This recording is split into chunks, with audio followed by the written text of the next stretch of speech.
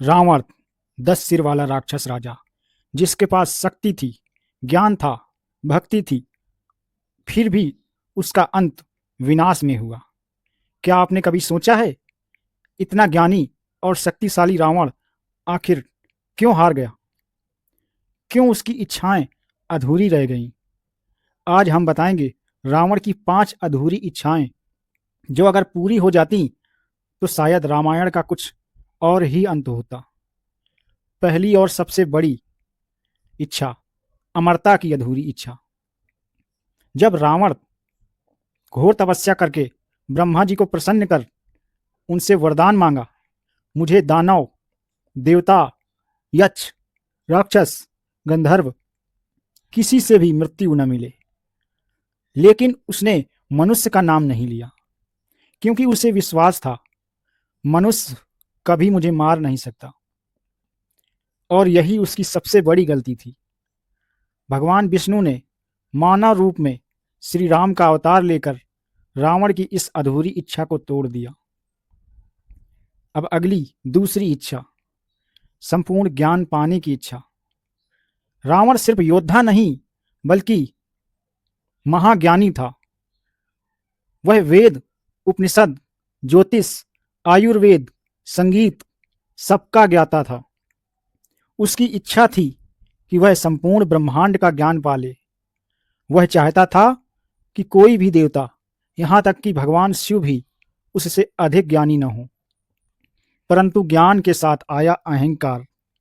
रावण ने स्वयं को त्रिकालज्ञ घोषित किया, और यही ज्ञान का बोझ उसकी दूसरी अधूरी इच्छा बन गया। अब तीसरी इच्छा पे आते हैं। तीसरी इच्छा थी त्रिलोक पर शासन की इच्छा। रावण ने देवताओं को हराया, कुबेर का पुष्पक विमान छीना और लंका को स्वर्ण नगरी बना दिया। अब उसकी इच्छा थी तीनों लोकों पर शासन करने की। स्वर्ग, पृथ्वी और पाताल सब उसकी सत्ता के अधीन थे। परंतु देवताओं की सत्ता छीनने के साथ उसने अधर्म की मर्यादा को तोड़ दिया। और जब धर्म डगमगाता है तो भगवान अवतरित होते हैं। चौथी इच्छा, शिव भक्ति और आत्मलिंग की पाने की इच्छा। रावण भगवान शिव का परम भक्त था। उसने अपने 10 सिर अर्पित करके शिव को प्रसन्न किया। उसने मांगा, भगवान मुझे आत्मलिंग दीजिए जो मुझे अमर शक्ति प्रदान करे। भगवान शिव ने आत्मलिंग दिया और शर्त रखी, इसे धरती पर मत रखना वरना शक्ति समाप्त हो जाएगी।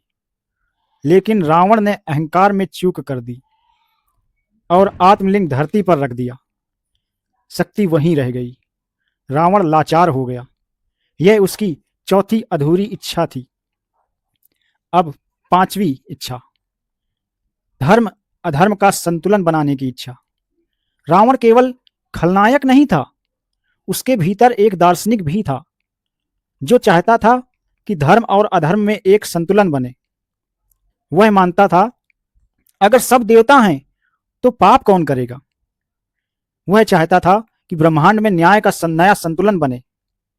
परंतु उसके कर्म, सीताहरण, हिंसा और अहंकार उसे उसी संतुलन से दूर ले गया। यह उसकी पांचवी और अंतिम अधूरी इच्छा थी। जब रावण मृत्यु के निकट था, श्री राम ने लक्ष्मण से कहा, जाओ रावण से ज्ञान ले आओ। रावण बोला, ज्ञान हमेशा सही होता है, लेकिन समय पर ना मिले तो सब व्यर्थ है। वह मुस्कुराया और बोला, मैं सब जान गया, पर देर से। रावण की अधूरी इच्छाएं हमें सिखाती हैं, ज्ञान, शक्ति और भक्ति भी विनाश बन जाती है अगर उसमें अहंकार शामिल हो। तो दोस्तों, अगर ये कहानी आपको सोचने पर मजबूर करे तो वीडियो को लाइक करें, शेयर करें, सब्सक्राइब करें और कमेंट करें, क्या रावण वास्तव में खलनायक था? जय श्री राम, राधे राधे, धन्यवाद।